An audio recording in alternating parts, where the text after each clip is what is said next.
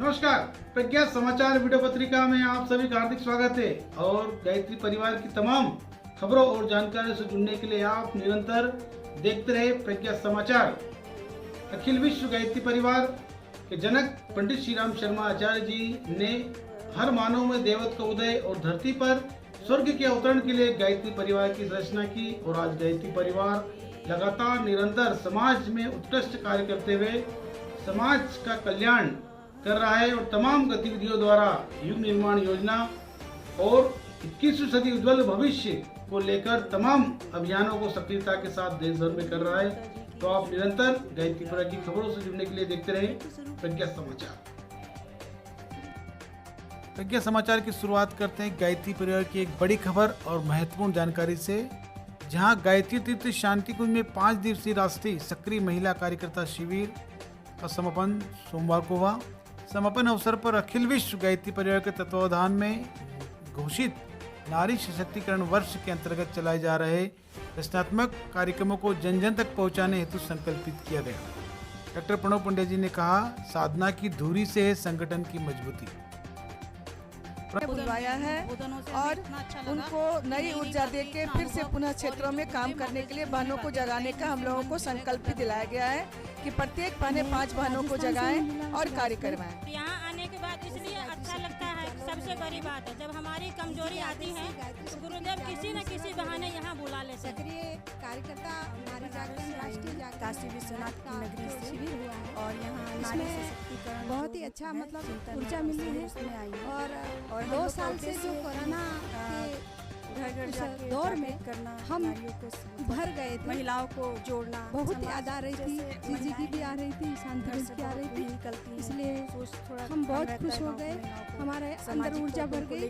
हम जीजी को आश्वासन देते हैं, विश्वास दिलाते हैं, क्रांति करेंगे, नारी को जगा के रहेंगे, चैन लेंगे। गायत्री तीर्थ शांति कुंज में 5 दिवसीय राष्ट्रीय सक्रिय महिला कार्यकर्ता शिविर का समापन हुआ और इस अवसर पर देश भर से कार्यकर्ता बहनों का आगमन तीर्थ शांति कुंज में हुआ और एक उत्साह उमंग से भर गई बहनें और राष्ट्र निर्माण समाज निर्माण के लिए कई संकल्प लेकर अपने अपने स्थानों पर जाएंगी। शैलबाला पंडित जी का जन्म उत्सव बड़े सादगीपूर्ण और संकल्पपूर्ण मनाया बहनों ने। और क्या कुछ कहा शैलबाला पंडित जी का जन्म उत्सव मनाने के साथ सुनते हैं बहनों की जुबानी। पशुपतिनाथ का देश है।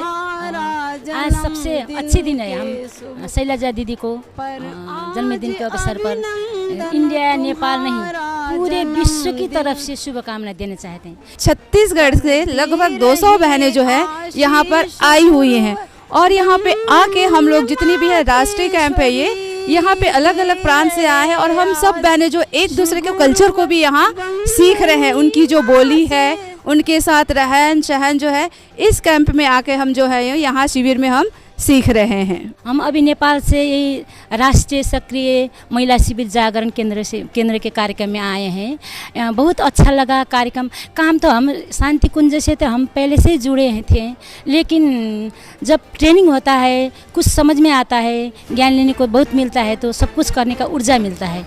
इतना ऊर्जा मिल रहा है हमें कि हम जाकर कुछ करेंगे, संकल्प भी कर रहे हैं। आओ गणेश संस्कार पीढ़ी बनाने के लिए महिला मंडल बनाएंगे और कुछ करेंगे, बाल संस्कार शाला चलाएंगे, ऐसे संकल्प लेकर चले रहे हैं। नेपाल र भारतको सम्बन्ध म नेपालीमा थोरै बोल्न चाहन्छु। नेपाल र भारतको सम्बन्ध अहिलेदेखिको होइन, परापूर्व कालदेखि। राम नेपालमा जन्मनुभयो, भगवान राम, माँ सीता जनकपुरमा जन्मनुभयो। वैवाहिक कार्यक्रमदेखि लिएर हाम्रो धेरै सम्बन्धमा नेपाल र भारतको सम्बन्ध। पूज्य गुरुदेव और वंदनीय माता जी की शुभ उपस्थिति में विराजमान शक्ति स्वरूपा माताओं, बहनों और भाइयों, मानव शरीर में बहुत सारी विशेषताओं के साथ साथ कुछ कमजोरियां भी हैं। मानव में बुद्धि का विकास सबसे ज़्यादा है, लेकिन कुछ चीज़ें ऐसी हैं कि जिसमें दूसरे जीव जंतु बिना किसी मदद के अपने आप कर लेते हैं, लेकिन मानव के बच्चे को किसी न किसी की मदद की ज़रूरत पड़ती है। वो होते ही ना अपने आप खा सकता है, ना पी सकता है, ना उठ सकता है, ना बैठ सकता है। उसको हर पल दूसरे की ज़रूरत पड़ती है और जब ज़रूरत पड़ती है तब तब जो उसको समझ में आ जाता है, जो पास में मिल जाता है, उसे जो सीख लेता है सो हो जाता है। इस वातावरण में भी अच्छे तत्वों की तुलना में बुरे तत्व ज़्यादा हैं और वही बच्चे को आकर्षित करते हैं। आकर्षित करने के साथ साथ उसके मस्तिष्क पर वो विचार प्रवाह जमने लगते हैं और उनको उनकी ओर देख देख के वो भी वही सीखने लग जाता है। जो सीखता है वही बनने लग जाता है। ऐसे में हमारे ऋषियों मुनियों ने एक बात का चिंतन किया कि क्या कोई व्यक्ति ऐसा हो सकता है जो मानव मन की गहराइयों के बारे में जानता हो और मनोविज्ञान समझता हो और बाल मन की जितनी भी दुविधाएं हैं उनको दूर करके सही रास्ता दिखा सकता हो। बहुत चिंतन करने के बाद उनको समझ में आया कि इस मानव के विकास में 3 तरह की शक्तियाँ काम करती हैं, एक माता, एक पिता और एक गुरु। माता जन्म देती है इसलिए ब्रह्मा का रूप है, पिता पालन करता है इसलिए विष्णु रूप है, पिता गुरु मार्गदर्शक है इसलिए महेश है। ये तत्व जिस दिन सामने आते हैं उस दिन जीवन का कायाकल्प होना शुरू होता है। गुरु जो है वो अपने शिष्य के अंदर की हर चीज़ पर ध्यान देता है। लौकिक विद्याएं तो हमें कोई भी दे सकता है, लेकिन आत्म विकास की विधा केवल हमें सद्गुरु ही दे सकते हैं। सद्गुरु जब मिल जाते हैं तब रत्नाकर को कौन जान पाता अगर ऋषि नारद न मिले होते। एकलव्य को कौन जान पाता अगर द्रोणाचार्य न मिले होते। और जितने भी गुरु हैं, वो जितने भी शिष्य हैं, चाहे उनका नाम शिवाजी हो, अगर समर्थ गुरु रामदास न होते तो शिवा को कौन जान पाता।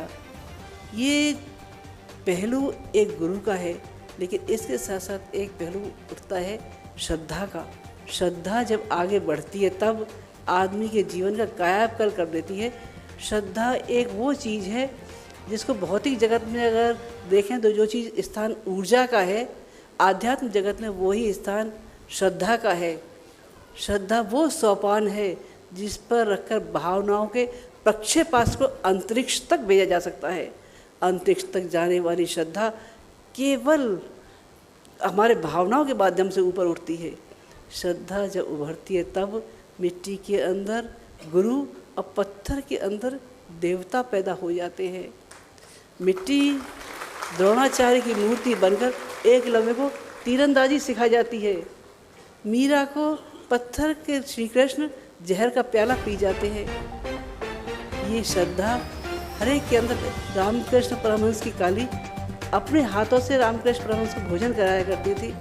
आज भी काली यथास्थान है, लेकिन हम लोगों की श्रद्धा कहाँ है जो उस काली से हम ये कह सके, माँ आज तेरा बेटा भूखा है, अपने हाथ से भोजन करा दे, और माँ को अवतरित होना पड़े।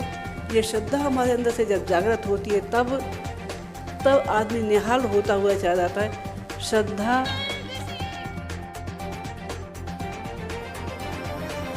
मैं राजस्थान से चेतना शेखावत हूँ और मैं यहाँ शिविर में महिला मंडल के साथ में आई हूँ और यहाँ आके मुझे बहुत अच्छा लगा है। संस्कारों के बारे में, यज्ञ के बारे में और महिला जागृति के बारे में विशेष तौर से जानने को मिला है। ये देख के मुझे बहुत अच्छा लगा। हमने यही संकल्प किया है कि जो भी कुरीतियाँ हैं हमारे राजस्थान में या हमारे समाज में, तो उनको बदलने की हम अथक प्रयास करेंगे। जितना हो सकेगा हम प्रयास करेंगे। नागपुर महाराष्ट्र से आए हैं, हमारे साथ 10 बहनें आई हैं। ये शिविर हमें बहुत अच्छा लगा। ये शिविर बहुत ज़रूरी था क्योंकि कोरोना काल से जो ये कार्यक्रम हुआ है काफ़ी लोग नहीं कर रहे थे, तो इस शिविर का होना इतना ज़रूरी था कि लोगों को यहाँ से नई ऊर्जा मिली है, नई प्रेरणा मिली है और सभी लोग ज़्यादा से ज़्यादा जोश से कार्य करेंगे, गुरुदेव से चाहते हैं। और साथ में आज हमने ये संकल्प लिया है कि गुरुदेव हम यहाँ से जाने के बाद अपने साथ 5 बहनों को जोड़ेंगे। वैसे तो हमने प्रज्ञा मंडल, गायत्री मंडल बनाए हैं, फिर भी हमने संकल्प लिया है कि गुरुदेव हम नए लोगों को 5 लोगों को जोड़ाएंगे। 5 से 25 जो बहनें उनको